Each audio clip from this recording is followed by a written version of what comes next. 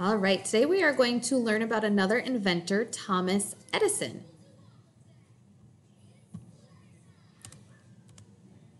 Here is the table of contents. Remember, the authors often break stuff down into different sections to organize their book and your learning. So Thomas Alva Edison in 1914. The heading is A Curious Boy. From an early age, Thomas Edison loved to question things. He spent his whole life exploring why and how things worked. Once he understood how things worked, he tried to figure out how to make them work better. Can you say hi to my friends? Hi. Thomas Edison invented or improved over 1,000 things, some of which we use every day. Many people consider him one of the greatest American inventors of all time. Young Al. Thomas Alva Edison was born on February 11th, 1847. Wow, that was a long time ago. Can you do that math? Here's a challenge for you. Can you take 2020 and minus 1847 to see how old he would have been today? He was the youngest of 7 children, 4 of whom survived to adulthood. Al, as he was called as a boy, lived in Ohio with his family until 1854, when they moved to Michigan. Although smart and curious, Al did not do well in school. In those days, students memorized and recited facts and didn't have the opportunity to explore and ask their own questions, which is what Al loved to do. Al's mother eventually removed her son from school and taught him at home. She taught him to love to read. His father encouraged his reading by giving him 10 cents for every classic book he read.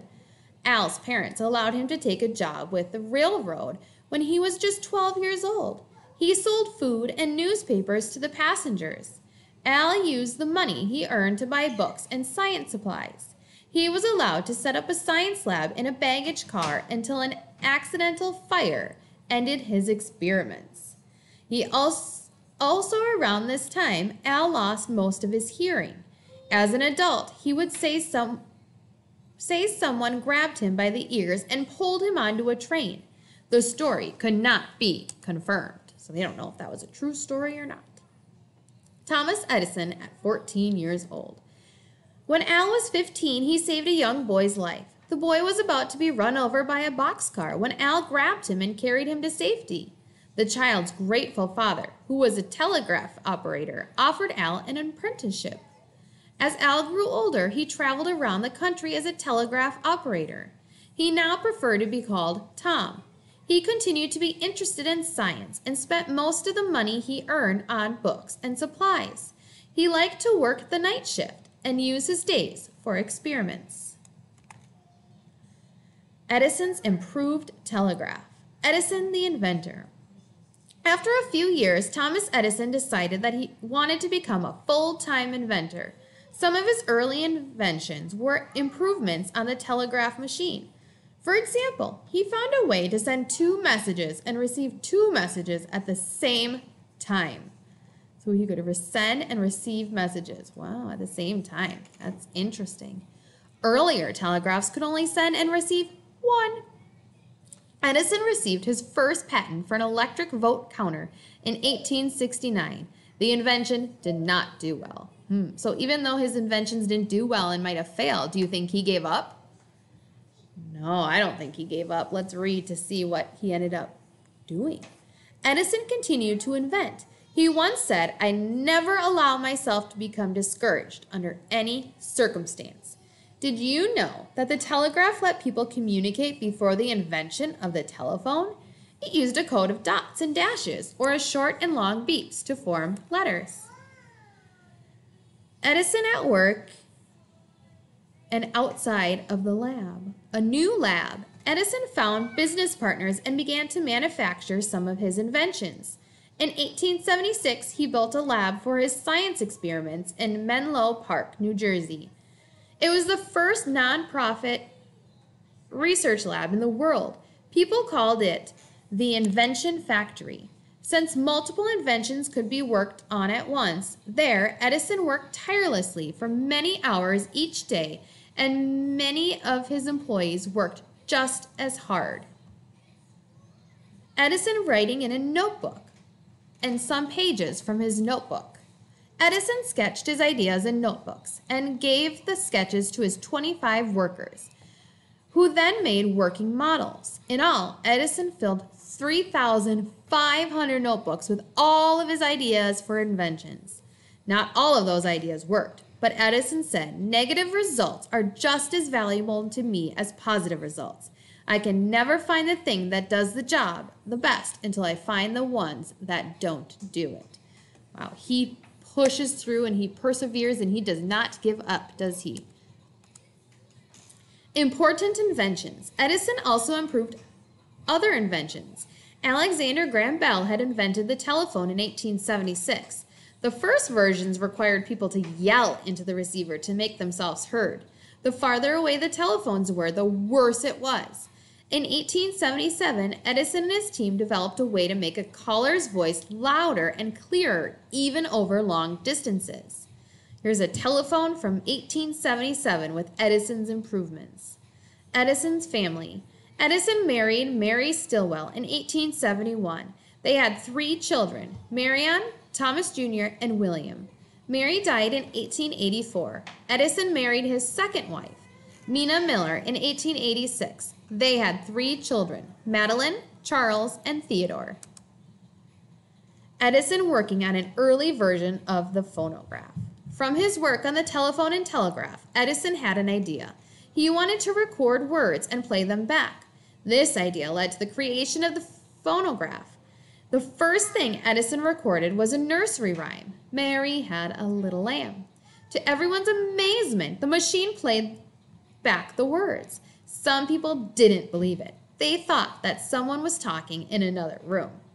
The phonograph was very simple compared to modern music players, but it was very exciting to people in the 1800s. Edison became famous, but he had a difficult time figuring out what to do with his invention. He experimented with different ideas, just as putting a phonograph inside a doll to make it talk, but the toy soon broke. Years later, after many improvements to the technology, the phonograph became popular as a way to record and listen to music. A special project.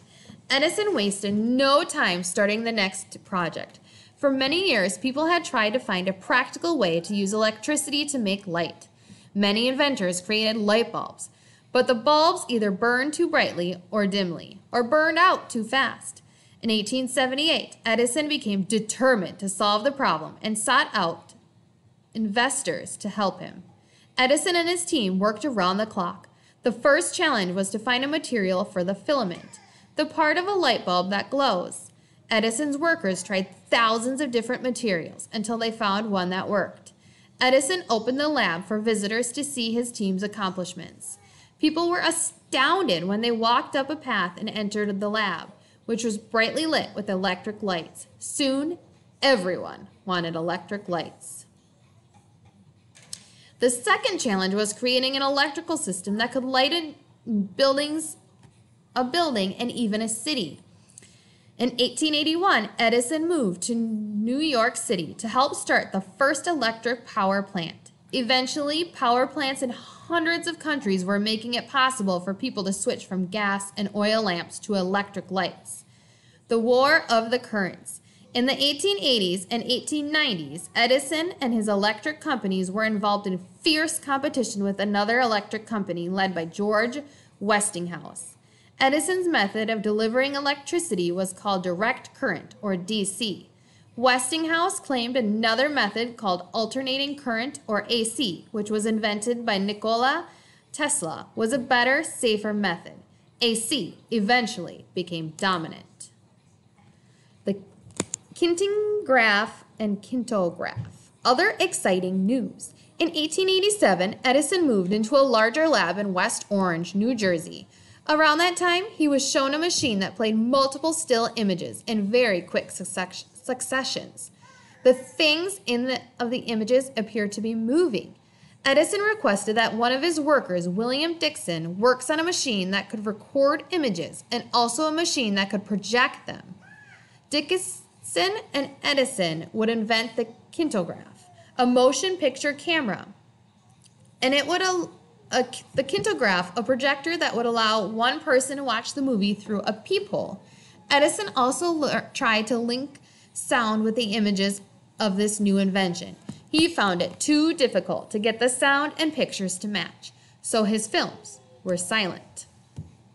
A remarkable man, Edison continued to pour ideas into his notebook and work with his team to turn his ideas into reality. Some of his other inventions, including machines for miming, improved batteries, and new uses for cement. Throughout his life, Edison obtained 1,093 patents, which was a record at the time. He continued to work until he was more than 80 years old. Thomas Edison died on October 18, 1931. President Herbert Hoover asked everyone in the country to turn out the lights for a short time to honor Edison. Sitting in the dark for a few moments, people could think about the great changes Thomas Edison had made in their lives.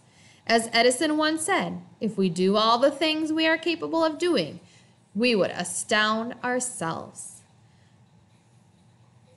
So what do you think you could maybe invent or create for our world? Do you have any ideas? Could you get out a notebook and start jotting down and drawing different inventions that you could make? That would be a fun idea or thing to do throughout this summer, to brainstorm and write down different possible inventions. If you think of any really cool, make sure you post them and share them with me and Mrs. Larson or Miss Larson. All right, see you later.